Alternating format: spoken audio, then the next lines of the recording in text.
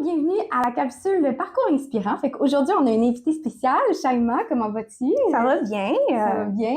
Comment vas-tu? Ça va très bien aussi, merci. Excellent. Dans le fond, là, en commençant, on parle de ton parcours, évidemment. Ouais. Fait qu'est-ce que tu veux nous parler un peu de toi, ton parcours, comment ça a été? J'ai 24 ans. J'ai commencé ici au primaire. Là, dans le fond, je suis née ici au Canada. Oui. Mes parents ils ont immigré ici en 2000 de l'Algérie. Fait que dans le fond, j'ai eu un parcours un petit peu ordinaire, là, un parcours plus linéaire où j'ai fait mon primaire, j'ai fait mon secondaire. Par la suite, j'ai décidé d'aller étudier en anglais à Vanier et à Concordia pour un petit peu plus développer mon anglais. Puis, tu sais, j'ai eu des jobs étudiantes pendant tout ce parcours-là. Ouais. Qu'est-ce qui t'a donné envie, toi, d'étudier en anglais plutôt qu'en français? Je pense que... Au cégep, dans le fond, c'est ça? Ouais, exact. Fait que au cégep et à l'université, j'ai étudié en anglais. Puis je pense que c'était vraiment important pour moi de pouvoir être bilingue, surtout à Montréal, où on parle le français et l'anglais. Puis je pense que c'était important pour moi de pouvoir développer là, les deux langues très comme il faut. À la maison, on parle seulement français. Mes parents ne parlent aucunement anglais. Fait que c'est vraiment quelque chose que j'ai appris en regardant des émissions, en parlant un peu avec mes sœurs. Puis en étudiant aussi. Puis en étudiant, exactement, c'est ça. Fait que c'est pas mal ça. Pour le parcours scolaire. Pour tout ce qui est un peu plus professionnel, j'ai eu mon premier emploi à 16 ans.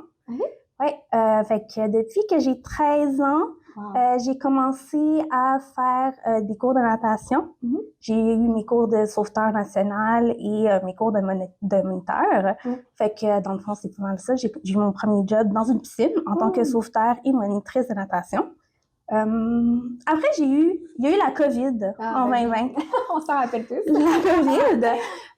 Puis j'ai commencé à travailler au Carrefour Laval, dans une boutique pour enfants qui s'appelle Okaidi, qui est une marque française. Ils ont fait faillite. Alors, j'ai dû changer d'emploi. J'ai commencé à travailler chez Tendance Beaupied, qui est un magasin québécois de souliers. J'ai travaillé là-bas pendant environ 1 an et demi. Puis par la suite, j'ai découvert un salon de coiffure qui s'appelle Industria Coiffure, qui est une compagnie aussi québécoise, où j'ai travaillé là pendant toute mon université. Tu as étudié en quoi déjà? Puis j'ai étudié, dans le fond, pour l'université, j'ai eu un changement de parcours. J'ai commencé mes études en 2020 pendant la COVID. Oui. Ça va être un défi. C'est un gros défi. Puis j'ai commencé en thérapie récréationnelle. Puis c'est vraiment pour travailler avec des gens en situation de handicap. Puis pendant ma deuxième année, j'ai eu mon premier stage dans un milieu hospitalier. Puis j'ai réalisé que c'était pas nécessairement ce que je voulais faire. J'ai beaucoup aimé travailler avec eux, mais ça venait vraiment me toucher. Puis je pensais pas que je pouvais travailler au long terme avec des gens dans leur situation. Alors, j'ai décidé de changer de programme pour travailler en relations humaines. Fait que c'est là que j'ai appris un petit peu plus l'intervention, les gestions de conflits et tout ça. Et là, je travaille maintenant au CJA Saint-Laurent en tant qu'intervenante. Fait que c'est mon premier emploi en sortant de l'université. Fait que c'est pas mal ça. Tu as quand même eu quelques changements là, dans ton parcours. Justement, quel serait, selon toi, le plus grand défi que tu as fait face à travers ton parcours, que ce soit scolaire ou professionnel? Là? Je pense que scolaire, c'était mon changement de programme à l'université. Comme je l'ai dit un petit peu avant, mes parents ils ont immigré ici. Puis ils nous ont tout donné en venant ici. Ils ont fait beaucoup de sacrifices. Et pouvoir satisfaire leurs attentes en changeant de programme, ça m'a fait un petit peu... ça t'a questionné. Ouais, ça m'a questionné. Puis je voulais pas nécessairement les décevoir aussi en même temps. Puis perdre mon temps, entre guillemets.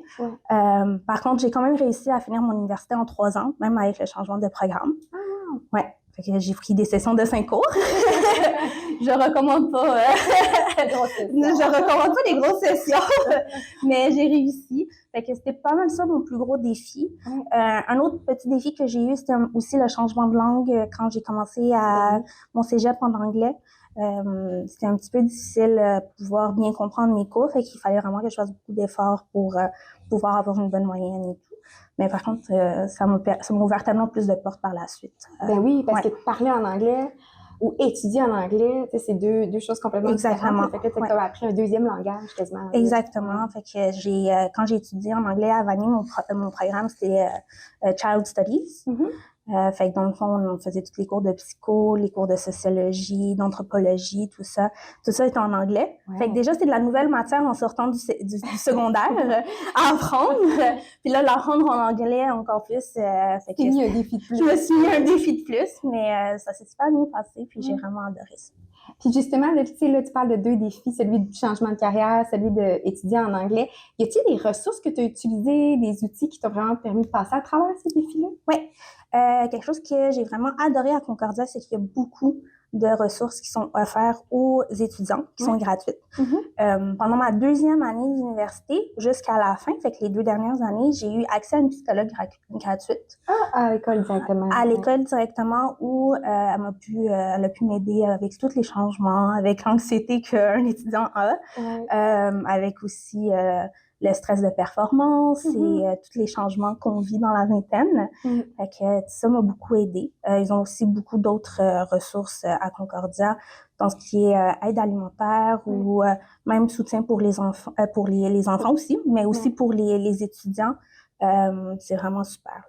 Tu t'es sentie quand même épaulée, puis tu es allée chercher les ressources que tu avais besoin. Exactement. C'est quand même une solution gagnante, d'aller chercher ces ressources-là.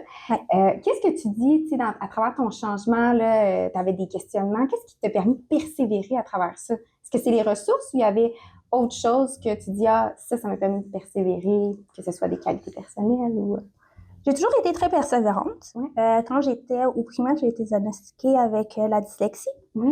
Fait que ça a déjà été un gros défi aussi pendant mon primaire et secondaire. Puis j'ai toujours voulu réussir. Je viens d'une famille avec 3 grandes sœurs qui sont qui ont toutes gradué de l'université. C'est la plus jeune. Je suis la plus jeune. Fait que ce côté-là de ma vie a toujours été comme, entre guillemets, une obligation, mais aussi peut-être plus une pression familiale. Fait que la persévérance a toujours été en moi, mais aussi satisfaire mes parents et pouvoir les rendre fiers, ça a toujours été une grosse source de motivation. Non seul, en fait, il y avait des attentes, la pression, mais en même temps, ça te motivait aussi d'aller un petit peu plus loin. Oui, tout à fait. Tu parlais tantôt justement qu'à travers tes études, tu avais occupé différents emplois étudiants, notamment sauveteur puis dans d'autres boutiques. Comment ça a été, toi, ta recherche d'emploi là, ça peut être aujourd'hui ou à ce temps-là? Oui. En tant qu'adolescente, comme sauveteur, ça a été quand même assez simple. Dans le fond, tu t'inscris à la ville de Laval. J'habite à Laval. Fait que je me suis inscrite à la ville de Laval, puis ça a été vraiment simple. Tu suis le processus, tu as 3 entrevues, tu as des tests physiques à faire, tu as des tests aussi de connaissances pour les premiers soins. Puis après, ils peuvent te joindre soit à une piscine ou à des jeux d'eau, dépendamment de ce qui est un peu plus accessible dans ton quartier. Ils vont essayer de te mettre dans un secteur où tu habites quand même assez proche. Par la suite, pour le Carrefour Laval, ça a quand même été assez simple. C'était pendant le COVID, fait qu'il n'y avait pas grand monde qui cherchait à travailler. Il va falloir chercher la main-d'œuvre. Exactement. Fait que, c'est ça, ça a été quand même assez simple, ma recherche d'emploi. Puis aussi pour trouver cet emploi-là juste après l'université, ça aussi, ça a été super simple pour moi. J'ai été plus chanceuse de ce côté-là, mais je sais que ça peut être un gros défi. Là, je le vois avec mes participants. Oui, la recherche d'emploi, c'est un défi. En même temps, tu as aussi mis beaucoup d'outils de ton côté pour être capable d'aller chercher ces emplois-là, dans le fond. Si je pourrais dire un truc qui m'a beaucoup aidé pendant toutes mes entrevues, c'était faire des recherches sur les compagnies ou les entreprises. C'est souvent quelque chose qu'on oublie de faire ou qu'on prend à la légère, là, mais c'est vraiment quelque chose qui impressionne les employeurs et les entreprises en tant que telles. Tu as senti qu'il y avait une différence quand tu montrais un peu que tu connaissais déjà la place? Oui, exact. Excellente stratégie. T'en as-tu d'autres que tu as utilisées, par exemple, puis qui a été gagnante? Montrer sa personnalité, pas trop se retenir. Je suis quelqu'un qui est très bubbly dans la vie, qui est toujours très souriant. Souvent, on essaie de cacher ça parce qu'on veut pas avoir l'air trop sociable pendant une entrevue. Oui, on essaie d'être professionnel. Je pense que dans le domaine où je suis, puis aussi dans mes autres expériences de travail, soit comme monitrice, comme sauveteur ou comme commis dans les magasins, c'est une qualité qui est beaucoup recherchée. Puis en tant qu'intervenante aussi, ça te rend un peu plus humaine. Fait que c'est quelque chose que, au début, je pensais que c'était pas super bon de montrer ce côté-là de moi, mais finalement... tu montrais ton savoir-être. Exact, c'est ça. Fait que je trouve que ça m'a beaucoup aidé aussi à montrer cette partie de moi. Ouais. Puis à travers justement tous les changements dans ton parcours, ça serait quoi que tu dirais ta plus grande fierté? Ma plus grande fierté? Je pense que finir l'école à 23 ans, c'était une grosse fierté pour moi. Mm-hmm. Trouver mon emploi tout de suite après aussi. Mm-hmm. Puis pouvoir payer une partie de la maison de mes parents était la plus grande réussite que j'ai faite. Et que dans le fond, j'ai pu les aider à finir de payer la maison à 23 ans après avoir fini mes études et trouvé cet emploi-là. Félicitations. Ouais. C'est vrai que c'est un bel appui à donner à la famille. Exact. Pour la famille. Oui, surtout qu'ils nous ont tout donné à moi et mes sœurs en venant ici. Puis ils ont fait beaucoup de sacrifices.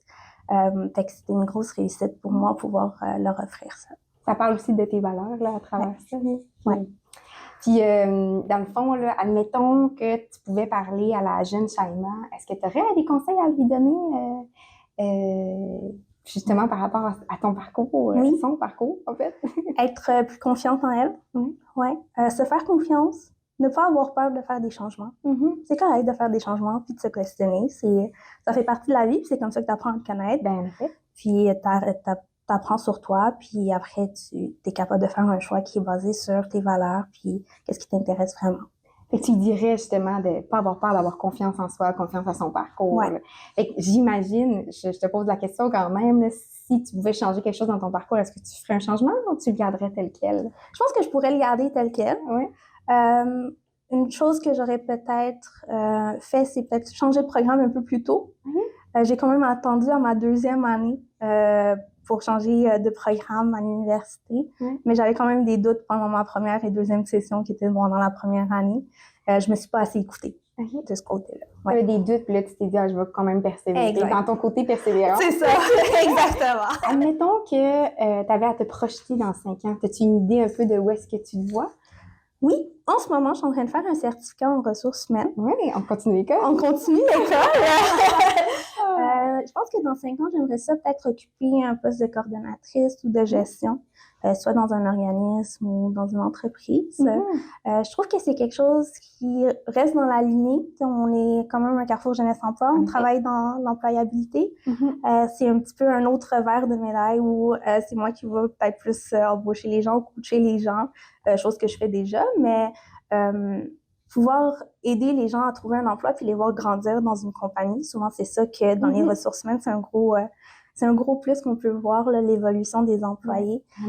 C'est quelque chose qui m'intéresse beaucoup puis j'aimerais ça pouvoir voir ça dans mes prochaines 5 ans. Là. Ah, mais je te le souhaite vraiment. En Merci. plus, comme tu dis, j'ai l'impression que c'est lié. Tout ce que tu développes en relation d'aide va se transférer super bien dans une carrière. Exactement.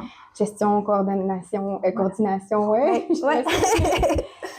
Puis finalement, en fait, est-ce que tu as des conseils à donner à des jeunes professionnels en ce moment qui soit ils sont dans leur parcours, ils ont des questionnements? Qu'est-ce que tu leur donnerais comme conseil?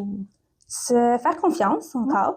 Demander de l'aide. Ah oui. Il y a des aides qui sont offertes au CJE. Justement. Oui, mais aussi à l'école. Oui. Être honnête avec soi-même. Pas essayer de se cacher la vérité, puis de vouloir persévérer, puis de finir quelque chose, même si on n'est pas sûr d'aimer ça, juste pour le finir. Je pense que c'est important quand même de se faire confiance, puis d'écouter la petite voix. Écouter son intuition, sa petite voix, c'est important. Ouais. Ben, merci énormément d'avoir accepté de faire l'entrevue avec nous. Merci ton parcours à toi. est très inspirant. Puis j'espère, je suis sûre qu'il y a des gens qui vont trouver ça aussi inspirant que nous. Donc, bonne continuité. Merci. Passe une bonne journée. Oui, toi aussi. Merci.